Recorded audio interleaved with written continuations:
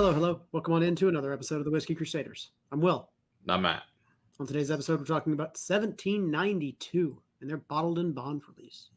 Don't you forget to hit that like and subscribe button, click that notification bell. Matt, you want to tell me a little bit more about this particular whiskey we are drinking today? I do. The beautiful 1792, obviously standard bottle, but it says that bottled in bond has got this yellow little neck tag on it here for us. It's pretty. It is obviously 50% because it has to be because it's a bottled in bond. And obviously, it's one warehouse.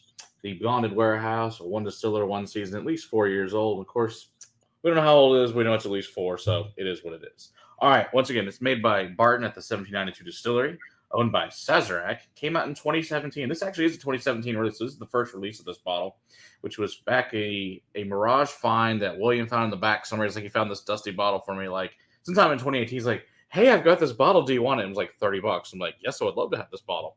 That'd be great. And now, of course, it's highly sought after. They do a lot of, it comes out, and they also, you'll find a lot of store picks of this one now. But, you know, hey, it works. All right, so let's see what we think of it. All right, we just had the Kirkland version of this as well. So if you haven't seen that video, go back and check that out. Ooh. So it's a much darker, richer, more caramel toffee, Sweet. Yeah. butterscotch, super sweet bourbon. Yeah, last time I think I was saying something like burnt caramel, but like this one is like spun sugar. Yeah, completely. It's like dripping caramel off a spoon, just going, just totally super sweet. One of those slotted spoons with all the holes in it that they fling things around on. Yeah, exactly. Yeah, it's got a little bit of New World leather flung around the room. Antique shop, little burning wood, little barrel char, oak, some cherry, a little bit, of course, the apple once again, milk chocolate, nougat, red apple. Yeah. It smells very nice. I like it, and it's it's pretty. I do like the nose of this better than the regular 1792. Smells good to me, but I like it's richer, it's deeper. Yes, for sure. It smells closer to 6 to 8 years old. I wouldn't be surprised. Put it in the 4 category as far as like Kentucky goes, right? Yeah, it wouldn't surprise me, but they don't tell us because why bother?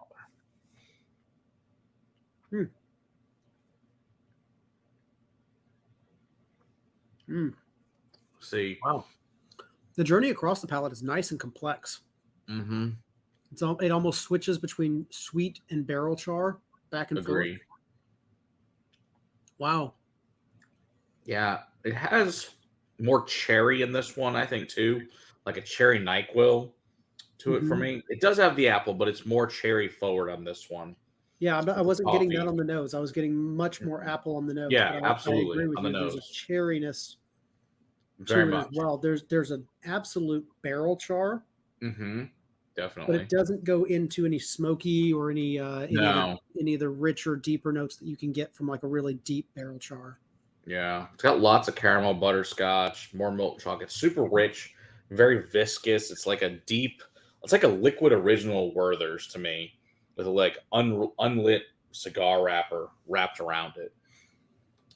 It's good. I like it, but it is one of the sweeter bourbons, I think, on the market. Mm-hmm. If you like a sweet bourbon, this is something I think you'd really enjoy. Yeah. Interesting. It is almost a cherry NyQuil. It's almost It's almost that little hint of medicine to it. Mm-hmm. Got little medicinal notes to it, which is coming, I'm sure, from the rye, mixing with the cherry notes from the barrel. There's quite a bit more leather on the second sip. Again, Absolutely. The journey across the palate is just wonderful. It's just wavy, and it just kind of dips you back and forth between sweet and char. I don't know what to label that as. It's definitely, it's not umami, but it's, Yeah. It's nice. I would say it's like a spicy dryness to this sweet. If people can find these, what are these going for? These are like 35 to 40, usually what you'll find them for. So they're not crazy expensive either. They're reasonable. As long as you don't go to one of those stores that's marking up for absurd secondary, it should be like $35. I mean, they're not generally that expensive. It's just they're not as easy to find anymore as they used to be, unfortunately, either. And they've only been around since 2017, so it's a fairly newer product, but not it's been around I guess 5 years. So still, I like it. Not sad to have. I have a few store picks of this from different people that we'll review at some point for you guys that aren't even open yet. So at some point we'll open them and we'll try them. It'll be fun. We'll open them. We'll give them a couple of months, then we'll review them for you. Yes, of course. Well, all right. Thank you once again for sharing, Matt. This is another beautiful whiskey. I don't have anything bad to say about it. That's for sure. That's good stuff. It's good. It's reasonable price. Semi easy to find, depending on the area you're in. So don't forget to hit that like and subscribe button. Click that notification bell. We're also live every Monday night. Come hang out with us there.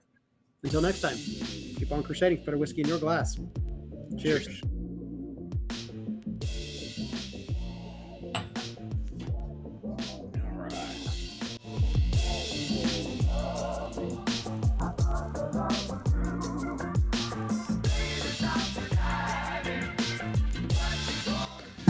I want to trim this thing so bad. Oh, your beard? I want to shave it.